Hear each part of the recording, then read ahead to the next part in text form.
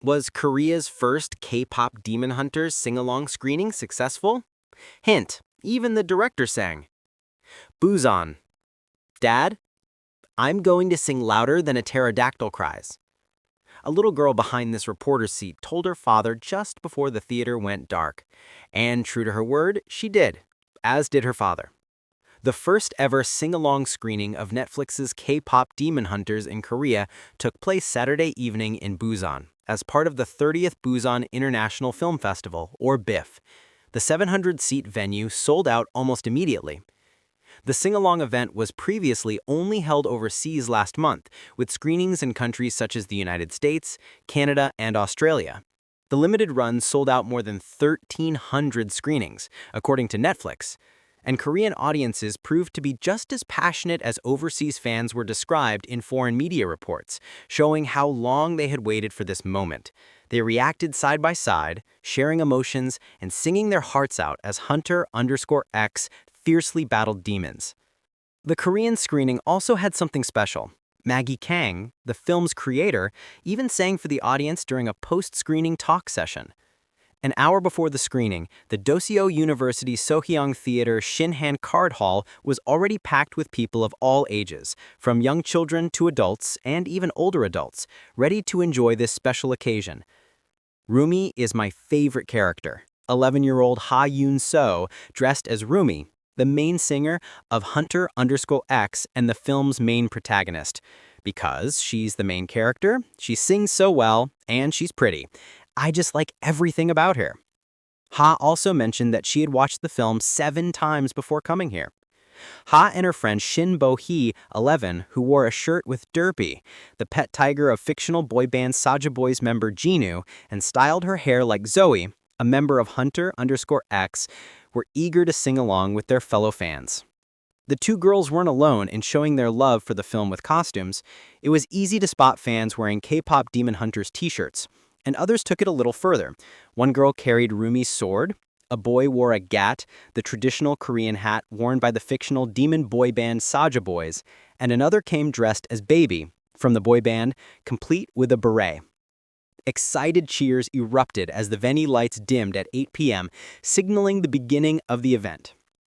Despite the fans' excitement, it was a little quiet at first for a sing-along event, perhaps due to the language barrier as the film was screened in English, or due to the fact that Korean audiences were not used to speaking out in a theater setting, where even the slightest noise or movement is often frowned upon.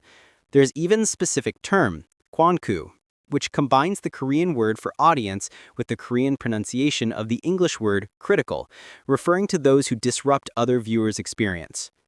This was evident when the first song, How It's Done, started.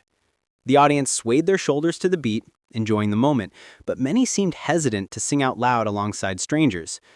This mood started to shift as Jinu, the leader of the Saja Boys, first appeared on screen.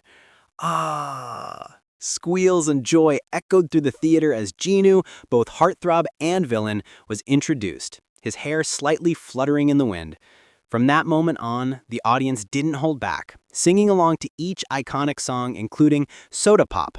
The language barrier proved to be no obstacle, as fans cheered to the catchy tunes. Some brought their own light sticks. Commonly seen at K-pop concerts, as they waved them, the screening took on the feel of a mini concert, with fans singing along and reacting to every moment of their favorite stars. The highlight came during the climactic battle when Hunter_X sings what it sounds like while fighting the Demon King Gima. Everybody sang passionately, as if cheering the heroes to victory, and applauded when they succeeded in rebuilding the Hanmun. So, it turns out that the language barrier wasn't the issue, they just needed time to break the ice. Amid the cheers came a sudden hush when Jinu sacrificed himself for Rumi, a twist many neither expected nor wanted. Voices of grief rippled through the crowd, and multiple people cried, "No, Jinu!"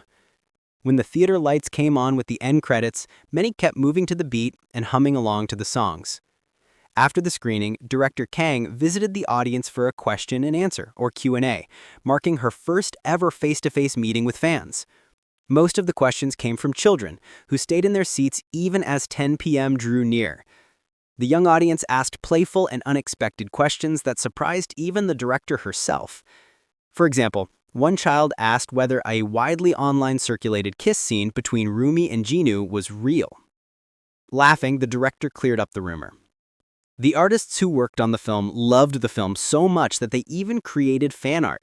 Whenever they were given an assignment, they would draw fan art on top of their assignment and show me.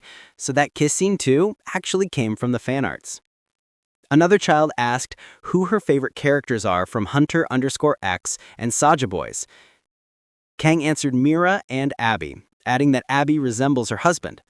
The cherry on top moment came when the child asked Kang to sing one of her favorite songs, clearly catching her off guard. Though initially hesitant, by the end of the Q&A, she hadn't forgotten the request and invited the child to join her in singing Takedown, a song chosen by the young audience member. The one-night event truly was for all ages, leaving a golden memory for everyone.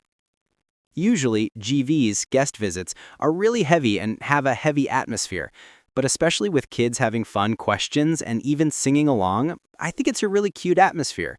It was really fun, said Ho-Jun Lee, 19, from the United States, who came with his friends.